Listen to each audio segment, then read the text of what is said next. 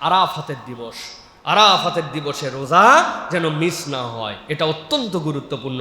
রাসূলুল্লাহ সাল্লাল্লাহু আলাইহি ওয়াসাল্লাম বলছেন, সিয়ামু ইয়াউমি আরাফাত আহতাসিবু আলাল্লাহি আন ইউকাফফিরা সানাতাল্লাতী ক্বাবলাহ ওয়া বা'দাহ। আল্লাহ নবী সাল্লাল্লাহু আলাইহি ওয়াসাল্লাম বলছেন যে কেউ যদি আরাফাতের দিবসের সিয়াম পালন করে, আমি আল্লাহর কাছে আশা করি আল্লাহ তার পূর্বের এক বছর, পরবর্তী এক বছরের গুনাহ আল্লাহ বলবেন মাফ করে দিবেন। নবীজি সাল্লাল্লাহু আলাইহি ওয়াসাল্লাম বলছেন, সিয়ামু ইয়াউমি আরাফাতা আহতাসিবু আলাল্লাহি আন ইউকাফফিরা সানাতাল্লাতী ক্বাবলা ওয়াস সানাতাল্লাতী বা'দাহ। আগের বছর পরের বছর যেগুলা টোটা ফাটা গুনাহ খাতা হয়ে যায়, বান্দার হক নষ্ট করার গুনাহ নয়, জুলুমের গুনাহ নয়, কিন্তু চলতে ফিরতে গুনাহ হয়ে গেছে, চোখের গুনাহ হয়েছে, কথার গুনাহ হয়েছে, স্লিপ অফ টাঙের গুনাহ হয়েছে, অন্তরে কল্পনা করতে চাই নাই বাজে কল্পনার গুনাহ হয়ে গেছে, আল্লাহর আচরণের কিছু ভুল হয়ে গেছে।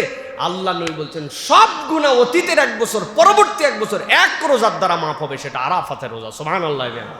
হিসাব করে 9 জিলহজ আরাফাতের রোজাটা আমরা রাখার চেষ্টা করব, মিস যেন না হয়। সকলকে উৎসাহ দিব, পারবো ইনশাআল্লাহ। বান্দার জীবনে নফল ইবাদতের যতগুলি তালিকা আছে, এই তালিকায় শ্রেষ্ঠতম দ্বিতীয় ইবাদত হচ্ছে বান্দা যখন আল্লাহ রাব্বুল আলামিনের জন্য রোজা রাখে।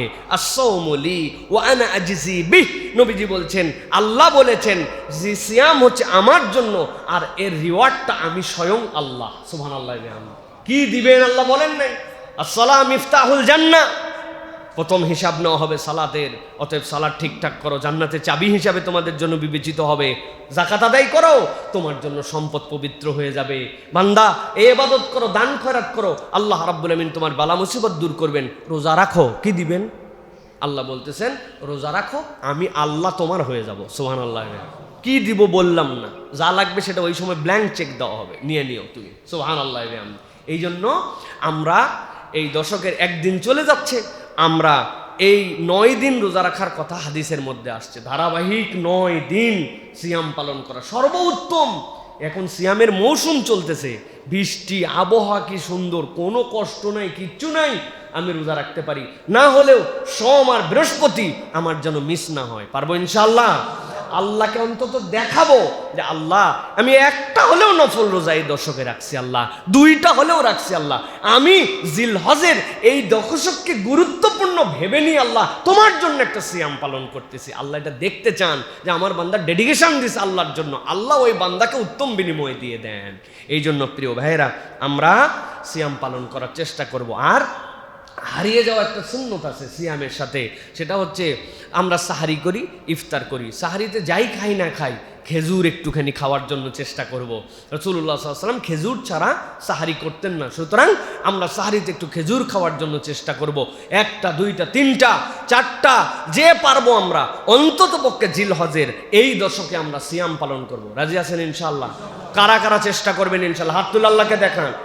1 দিন 2 দিন হলেও আমি আল্লাহর কাছে বলতে পারবো আমার মুসল্লিরা আল্লাহ ওয়াদা করছে তারা রোজা রাখবে, পারবেন ইনশাআল্লাহ? আল্লাহ আমাদেরকে তৌফিক দান করো। ভাবিদেরকে, বাসাতে মাদেরকে, বোনদেরকেও জানাবেন, চলো আমরা জিলহজের এই দশক অনুযায়ী একটু রোজা রাখার চেষ্টা করি, একটু রোজাটা রেখে দেই। আল্লাহ তৌফিক দান করেন। প্রিয় ভাইরা, একটা সময় দোয়া করলে আল্লাহ রাব্বুল আলামিন বান্দা যা চায় আল্লাহ বান্দাকে তাই দিয়ে দেন। সুবহানাল্লাহ। তবে তার আগে আল্লাহ রাব্বুল আমিন বলছেন যে নবী আপনি শিখাই দেন সেখানে একটা ছোট্ট তাসবিহ শুধু পাঠ করে। কিভাবে?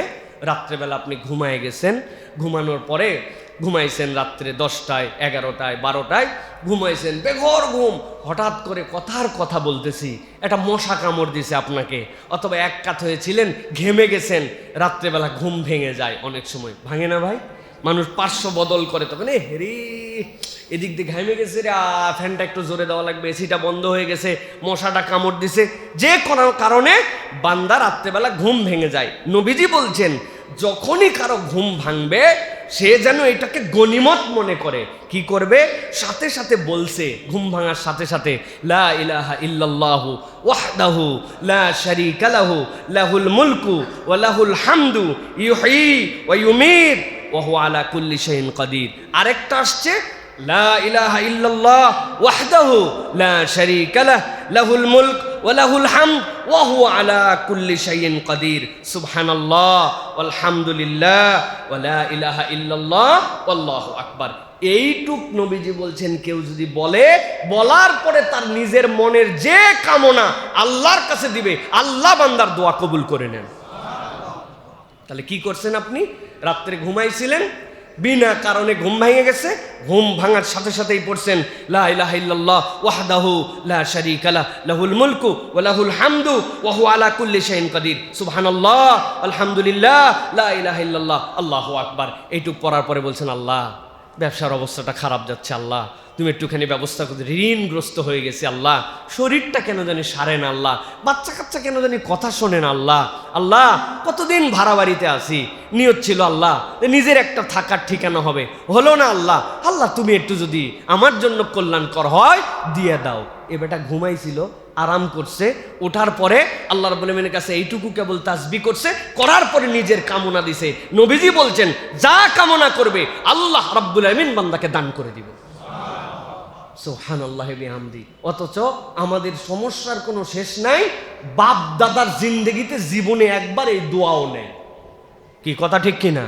মানে সমস্যারও কোনো শেষ নাই, জিন্দেগিতে ভুল করেও যদি একবার বলতো, ঘুম তো কতই ভাঙলো, কিন্তু কোনোদিন আমি এটা বললাম না। এটা জানে না কে বলেন তো ভাই? লা ইলাহা ইল্লাল্লাহ ওয়াহদাহু লা শারীকা লাহু, এটা লাহুল মুলক ওয়া লাহুল হামদু ওয়া হুয়া আলা কুল্লি শাইইন কাদির, সুবহানাল্লাহ আলহামদুলিল্লাহ আল্লাহু লা ইলাহা ইল্লাল্লাহ আল্লাহু আকবার। এরপরে আমি দোয়া করব, পারবো ইনশাআল্লাহ। আল্লাহ যেন আমাদেরকে ওই সময়টুকুতে মনে করায় দেন, আল্লাহ রাব্বুল আলামিন যেন আমাদেরকে এই দোয়া করার মতো তৌফিক দান করেন। তাহলে যে আমলের কথা আপনাদেরকে বলবো প্রিয় ভাইরা, সেটা হচ্ছে যে এই দশকের শেষের থেকে আমাদের জন্য 9 তারিখ ফজর, 9 তারিখ ফজর থেকে 13 তারিখ আসর, মোট 23 ওয়াক্ত আমাদের জন্য একটা স্পেশাল জিকির আছে।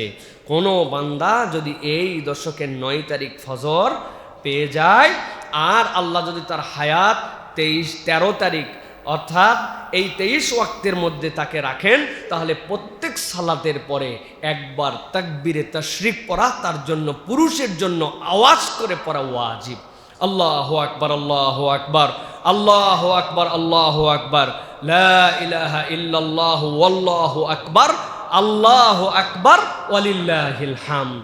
এইটা একবার পড়া ওয়াজিব। কোনো সালাত যদি কাজা হয়ে যায়, ওই কাজা আদায় করা যেরকম ফরজ, ওই সালাতের পরে আবার এই তাকবীরে তাশরিক আদায় করে নেওয়া ওয়াজিব। সুবহানাল্লাহ বিহামদি। কত গুরুত্বপূর্ণ! তাহলে 9 তারিখ আমরা যেন ভুলে না যাই, এই 23 ওয়াক্ত আগের থেকে প্রস্তুতি নিয়ে আমরা যেন আমলটা করতে পারি। তাকবীরে তাশরিকের একটু মাঝে মাঝে ভুল হয়, মনে রাখবেন আল্লাহু আকবার আল্লাহু আকবার আল্লাহু আকবার আল্লাহু আকবার লা ইলাহা ইল্লাল্লাহু ওয়াল্লাহু আকবার, এইখানে ওয়াল্লাহু আকবার, আর শেষে আল্লাহু আকবার ওয়ালিল্লাহিল হামদ।